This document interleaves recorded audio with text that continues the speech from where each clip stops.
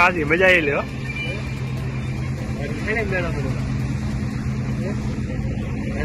आगे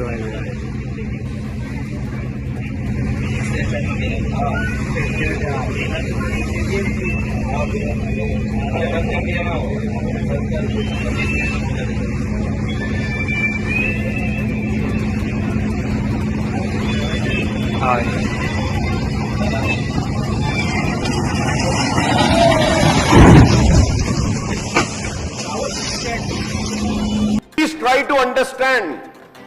Please try to understand. Just to corner a government, ex-government I would say, just to corner the BRS government, please do not risk the future of the state, sir. Do not put the future of the state in dark, sir, is my appeal to you, sir. Earlier also I have spoken and I said, sir, we want the investors to come in the state. We want the development to come in state. We want people to come here, sir, because our state is very beautiful. With this picture, you are sending away the investors, pushing away sir. What is happening, sir? The fear of Hydra is so much the real estate has collapsed. No real estate investor wants to come. Sir, the government might disagree with me, but there are many learned friends over here many of them are into real estate also. Are you able to sell your small plots? Do you have the buyers? No, sir. Please, sir, don't do this.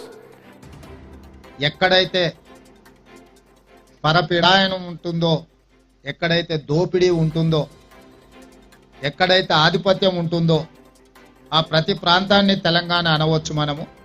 ఎందుకంటే తెలంగాణలో జరుగుతున్నది కూడా ఆధిపత్యమే, దోపిడీనే. అలాంటి ఏ ప్రాంతాన్నైనా తెలంగాణ అని పిలవచ్చు అని చెప్పి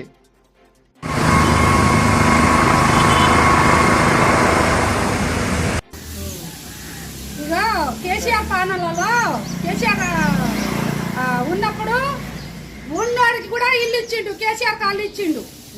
సరపాకలు already అందరికి ఇల్లు ఉంది, ఇల్లు ఇచ్చారు. ఎందుకంటే ఇప్పుడు కాంగ్రెస్ ప్రభుత్వం అట్లా కాదు.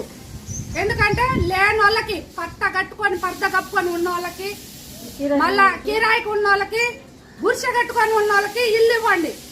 ఎందుకంటే కమిటీ నంబర్ ఉన్నారు, రాజకీయ నాయకులు ఉన్నారు, ఎమ్మెల్యే గారు ఉన్నారు, పెద్దోళ్ళు ఉన్నారు, చిన్నోళ్ళు ఉన్నారు. అందరికి నమస్కారం. నాకు కూడా ఇల్లు ఉంది.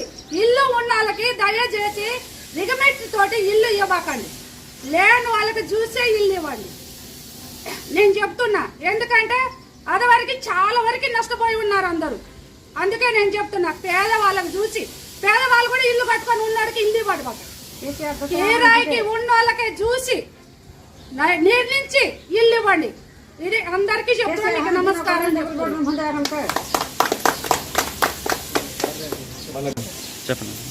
భద్రాద్రి కొత్తగూడెం జిల్లా బూరంపాడు మండలం సారపాక అనే గ్రామంలో భాస్కర్ నగర్లో బోకే లక్ష్మి అనే ఒక మహిళ, నాకు ఇల్లుందండి, నాలాంటి వాళ్ళకి కాకుండా నిరుపేదలకి ఇల్లు నిర్మించితే బాగుంటుందని ఒక సలహా ఇచ్చారు.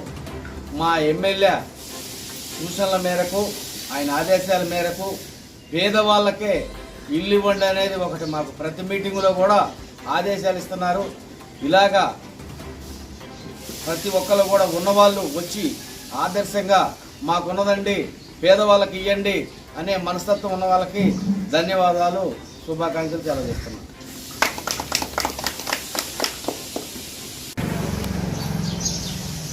ఈరోజు తెలంగాణ ప్రభుత్వం అత్యంత ప్రతిష్టాత్మకంగా ఇందిరమ్మ కమిటీలు వేసి మరి అత్యంత నిరుపేదలకు ఇల్లు శాంక్షన్ చేయాలనే ఉద్దేశంతో మరి ఇందిరమ్మ కమిటీలని ఆ సర్వే ప్రకారం గవర్నమెంట్ యొక్క ఉద్యోగస్తులు సర్వే నిర్వహిస్తుండగా ఇందిరమ్మ కమిటీలు కూడా దాన్ని ఎలా జరుగుతుంది ఏంటనే ఉద్దేశంతో మేము కూడా ఇక్కడ రావడం జరిగింది. ఈ ఎమ్మెల్యే గారి ఆదేశాల మేరకు మా కమిటీ అత్యంత నిరుపేదలను సెలెక్ట్ చేయాలనే ఉద్దేశంతో మేము కూడా ఈ సర్వేలో పాల్గొనడం జరిగింది. ఇందులో భాగంగానే మరి బూకే లక్ష్మి గారు, నాకు ఇల్లు ఉంది, నాకు లాంటి వాళ్ళకి కాకుండా మరి అత్యంత నిరుపేదలు ఎవరైనా ఉంటే వాళ్ళని సెలెక్ట్ చేసి మీరు వాళ్ళకి ఇవ్వవలసిందిగా నేను కోరుతున్నాను చెప్పడం జరిగింది. ఇది ఎంతో సంతోషకరమైన విషయం. ఎందుకంటే ఇటువంటి వాళ్ళు కొద్ది గొప్ప ఉన్నోళ్ళు ఇల్లు కట్టుకున్నోళ్ళు, ఇల్లు ఉన్నోళ్ళు, ఇటువంటి వాళ్ళు ముందుకు వస్తే మన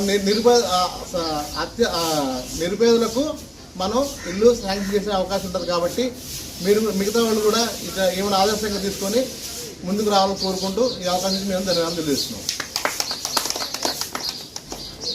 ఇల్లు క్యాన్సిల్ చేసి ఏరే వాళ్ళకి ఇల్లు ఇవ్వండి.